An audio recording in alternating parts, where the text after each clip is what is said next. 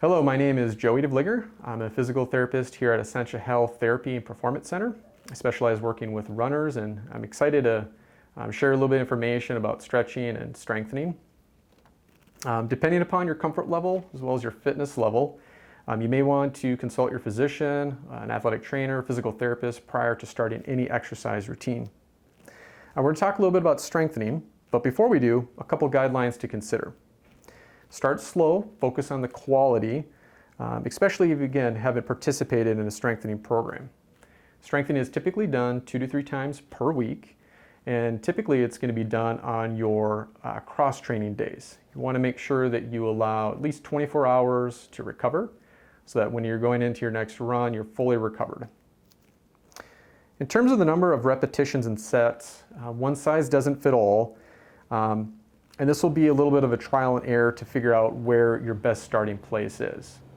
Again, your current fitness level will determine where you're going to start and how fast is appropriate to progress. And again, consider consulting a health professional prior to starting these exercises. Now, while there is some controversy as to whether strengthening will improve running economy in the novice runner, there is good indication that strengthening will help those that are trained. But more importantly, strengthening will help decrease injury. Remember that running requires your body to absorb impact, and then it generates force, and it does that over and over and over again. The stronger your body is, and the better your tissues can adapt to that load, the less likelihood you're going to be plagued with classic injuries like Achilles tendonitis, patellar tendonitis, ITB syndrome, and so forth. So I hope that you enjoy these strengthening exercises. So we're going to do what's called a heel raise for strengthening the calf.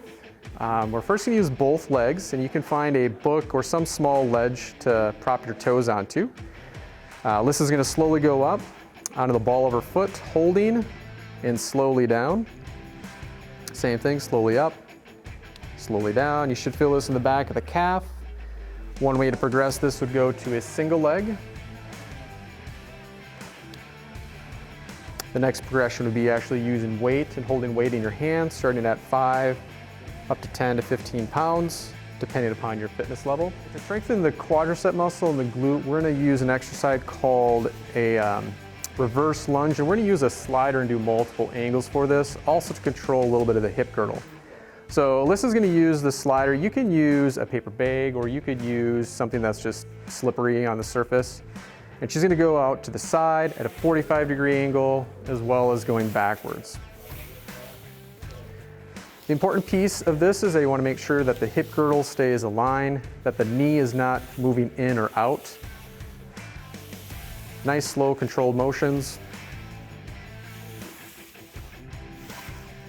If you don't have a slider, you can certainly just do a toe tap kind of thing, where you're going out to the side and tap in the toe.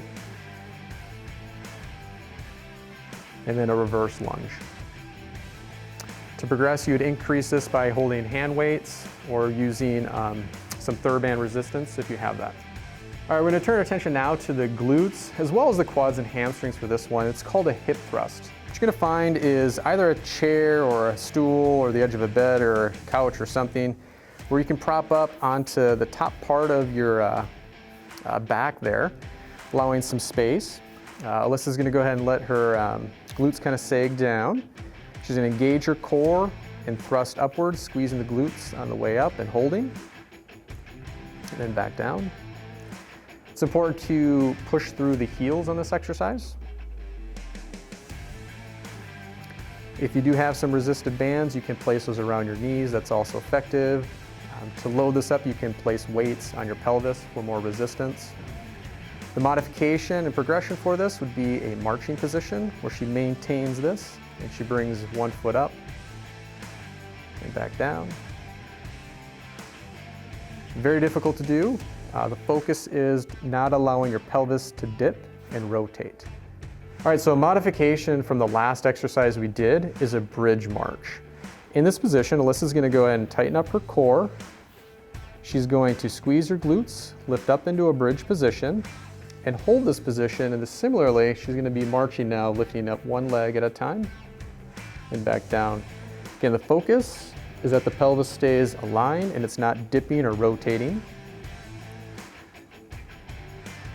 If this is too easy, you can bend your elbows or cross your arms in front of your chest. Great job. All right, so we're gonna now focus on the glutes, in particular the gluteus medius, the muscle kind of on the side of the hip girdle. So I'm gonna have Alyssa get onto her side. And it's gonna be similar to a side plank if you're familiar with this, where she's propping on up. But in place, she's gonna now raise her top leg up, holding this position, maintaining elevation, and back on down.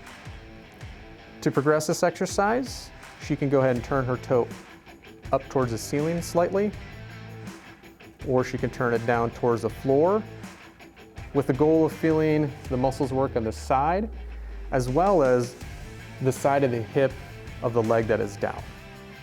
All right, so modification from that last exercise is just simply going to be a side plank, but we're going to do it from the knees. So have Alyssa go ahead and lying down on your side with your knees bent up. She's going to tighten up her core, lift on up her hip, and she's going to sustain this position here. Predominantly, she should feel this on the leg that is down. All right, on this exercise, we're going to focus on the glutes as well as the hamstring. It's called a unilateral Romanian deadlift. I'm going to have you stand next to a wall for balance initially, and we'll get you in the position here. And now you're going to slowly bend forward with a soft right knee and back on up. Thinking about pitching at the hip, kind of like a teeter-totter. You should feel this on the standing hip. It can be slow and controlled. You can use whatever motion is available. And as you feel comfortable, you can decrease the assistance from the wall.